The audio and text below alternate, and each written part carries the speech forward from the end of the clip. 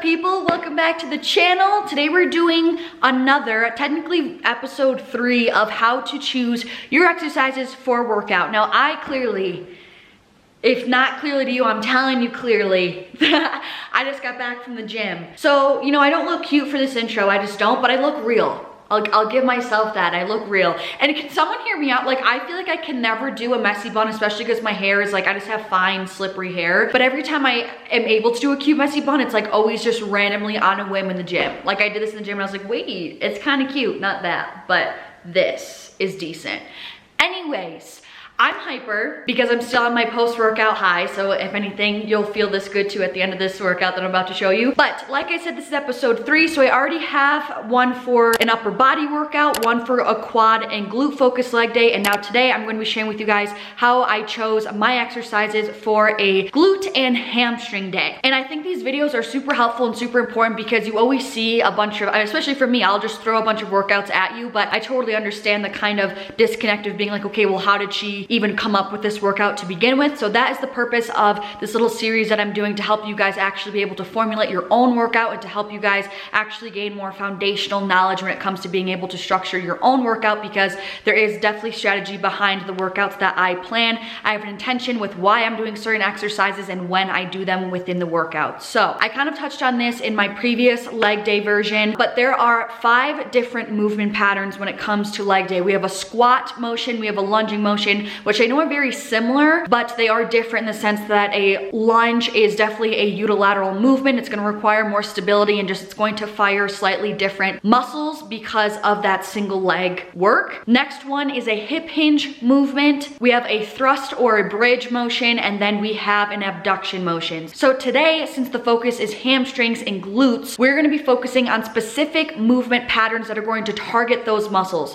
So we're kind of going to stay away from the squat for the most part. We're going to stay away from lunges for the most part because those are primarily quad and glute focused because they're involving both flexion in the hip and in the knee joint. So we're going to be focusing more on exercises that have thrusting motions, hip hinging motions, and abduction motions, which abduction isn't hitting the hamstrings like directly, but it is definitely a glute movement. So that's why we're including them. I will give you examples of each movement pattern as we go along in the video. I hope you guys enjoy it. I hope you guys have learned something. Definitely try out the workout because it's a really freaking good one. I was literally dead after in the best way possible. So that's all.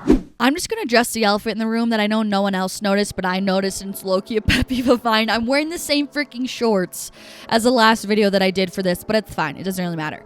But so if you have seen my other videos, you know that we always start with our compound movements first. Our compound movements are the ones that are involving more than one joint, usually in the movement pattern, and more than one muscle is engaged and is working in the movement. And it's also exercises that can yield a lot of weight safely. So that's why we put them in the beginning of our workout. They're our main focus. Therefore, we're doing them at the beginning when we're the most refreshed, when we have the most energy, and we can really do our best and push the most weight. So I started off with good old dead stop hip thrusts. You guys know this has been my obsession for the past 3 months maybe now. And this is the day when I will really try to push my weight really heavy on these hip thrusts, whereas opposed to my quad and glute focus days, I'll have the hip thrust usually be a little bit later in the workout, and I'll focus more so on increasing reps as opposed to pushing really heavy weight. But on this day, it will usually always be my either first or second exercise, and I'm pushing as much weight as I can. The primary target here is our glutes, but other muscles are definitely engaged throughout this movement, and this is in the movement pattern of a thrust or a bridge motion. And like I said, here we are training for strength. We're really pushing weight here. We're trying to incorporate progressive overload here because it is such a big compound movement. And this is also a little mini in terms of form as we get into that. This is a mini TikTok hack that I saw, which was so helpful and actually a really good baseline for people, especially if you're just starting out. So for your foot position, place your leg out, and wherever the crease of your knee is, place the heel of your foot there when you scrunch up, and that should give you a good starting position in regards to where to place your feet. But in terms of other form, I'm constantly looking ahead the whole time. I'm not letting my head drop back or look up at the ceiling. This is going to help create a posterior pelvic tilt, which is just better for glute engagement. I'm always driving up through my heels. I'm stacking my knees over my ankles like we discussed previously. So there's a 90-degree angle in my knee when I'm locking out at the top of the movement. I'm pretending like I'm scooping my hips up in order to push that weight up. I'm not having a lot of flexion in my back. My spine and my torso should be pretty still and neutral. And you really want to do your best to have a complete lockout at the top and be parallel with the ground. So I did 4 sets of 10 here. The last 2 sets I added some weight, and then on the last final set, so on that 4th set, I did a drop set, meaning I did that 4th set of 10, then I took off the weight as you can see here, and then I basically went until failure. I think I jammed out like 15 more reps here. So this is just a complete burnout. It really gets the glutes toasted and it completely wrecked me in the best way. I absolutely love it. So here I'm just taking off my weights so you guys can see what the vibe is. This is a hack. Always lift up one half of the bar and then the rest of the weights will fall off, and it just makes it a lot easier. Okay, these are amazing, and I haven't done these in so long because I just usually, the Landmine attachment is downstairs and I just never get it, and I finally got it today and I'm obsessed with these, and they're so good for feeling it in your glutes. So here we're still sticking with compound movements here. And since our focus is hamstrings and glutes, we're choosing a hip hinge movement here because this inherently is going to target the hamstrings and the glutes. So I did 4 sets of 12 here, like I said, compound movement. So our target is both the hamstrings and the glutes here. We are still focusing on strength. That's why we are placing it in the second exercise of this workout, because it is a movement that definitely can yield a lot of weight and therefore progressive overload. You can also for sure do this with a barbell or dumbbells, but this just, the angle of this just helps me feel it so much more in my glutes, and it's just a slightly different variation. So you guys have heard me talk about form for this many times, but basically you're going to start by pushing your hips backwards like you're trying to close a door. The biggest thing is to pretend also like there is a board strapped to your back. This is going to help mitigate lower back pain tremendously. There should be no arching or curving in your lower back.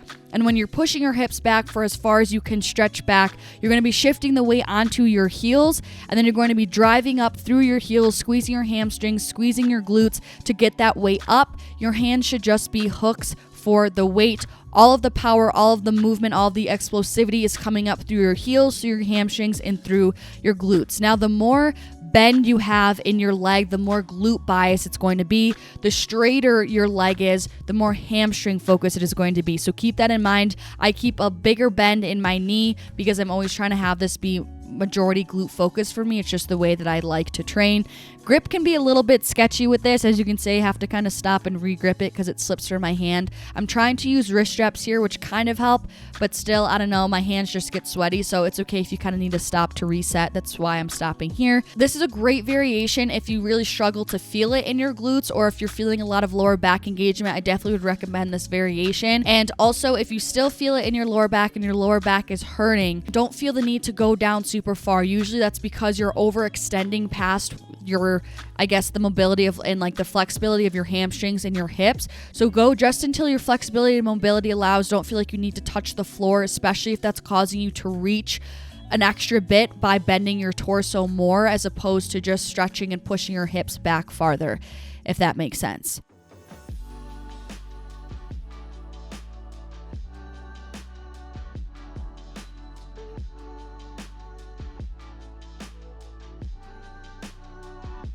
Then, I don't normally do this, but for some reason I felt like it today. This very well could be put at the end of the workout, so feel free to put it at the end if you prefer that. But this now is an isolation movement. So we went right into leg curls, 4 sets of 10 to 12 here. I put here a horizontal pull motion because there's only flexion in the knee here. It doesn't really fit into any of those categories I mentioned previously. The main target is the hamstrings, and we're focusing on volume just because this isn't really a movement that you can completely max out on. So like I said, the purpose of adding this exercise in is just for added volume, more metabolic stress to continue working those hamstrings. And just in terms of some quick form pointers, there's not too much to say here, but see how my hips are popping up? That's not ideal. You want to keep your hips pressed into the pad. My hip flexors are just very tight, and this is just something I still need to work on, is driving those hips forward into the pad. And also make sure that you are controlling that weight. You're not flinging it up and having it kick your bum or anything like that. It should be completely controlled throughout the whole range of motion, throughout the raising phase and the lowering phase as well. So then we finished off with a little superset. I did 3 sets of 15 for both of these exercises. So first I did a glute focused hyperextension.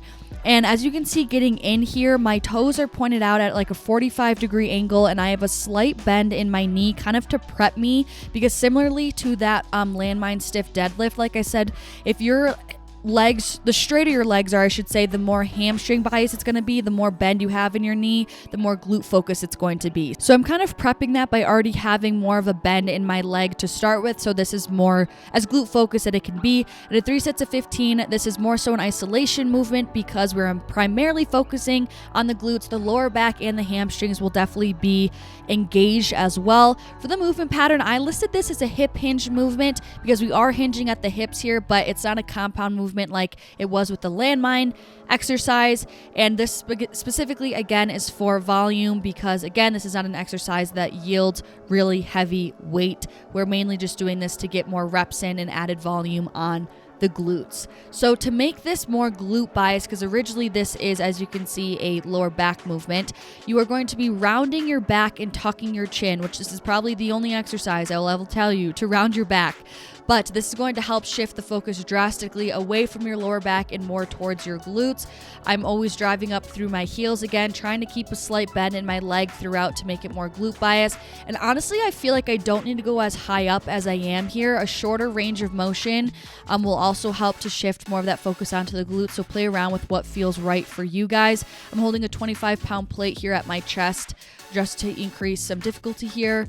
My hair is literally hanging on by a thread. I'm sure we're all, the only thing that we can focus on right now is that claw clip that has 2 sprigs left in it, and that's why it's not holding my hair up anymore. So then, like I said, we supersetted that with lateral kicks for 3 sets of 15. This is most definitely an isolation movement here. So this is an abduction movement pattern, meaning we are sweeping our knees out from one another. The target here is the upper outer portion of the glutes. We have 2 smaller glute muscles, the glute medius and the glute minimus, and that is my intention with incorporating lateral plane exercises, if you will.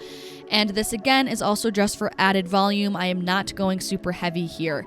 So in terms of form, we are just kicking out to the side. I tried this, I don't know, usually I have it so the leg that's hooked up to the cable is behind my standing leg, but I tried it today in front of that standing leg, but I think I still prefer it being behind my standing leg. So again, play around with that and what feels best for you. But I'm basically just keeping my core nice and tight and kicking out to the side, directly to the side of me. And I like to have my hand at the top of my glute there to really help with the mind to muscle connection and make sure that muscle is firing. So the reason for incorporating this is just to help round out the glutes and just making sure that I'm training in all planes of motion and getting some lateral range of motion work in here as well. So that was that. This honestly was more of like an isolated heavy workout, I guess, if you will. I will say I usually like to stick to 1 to 3 compound movements per workout, so I definitely was still in that range, and then anywhere between 2 to 4 isolation movements. So we are totally fitted in that range, just a little bit more focus on some isolated work today. But definitely a really killer workout, you guys. I was kind of dead after in the best way, like I said previously, so definitely give it a try. All right, my loves, that is everything. I hope you enjoyed it. Like I said, I hope you learned something. Thank you guys so much for your support. If you did enjoy it, don't forget to give it a thumbs up. Really helps my channel and this video reach more people and help more people and leave a greater impact. So I'm sending you guys so much love. Thank you again so much for watching, and hopefully I'll see you in the next one. Peace out.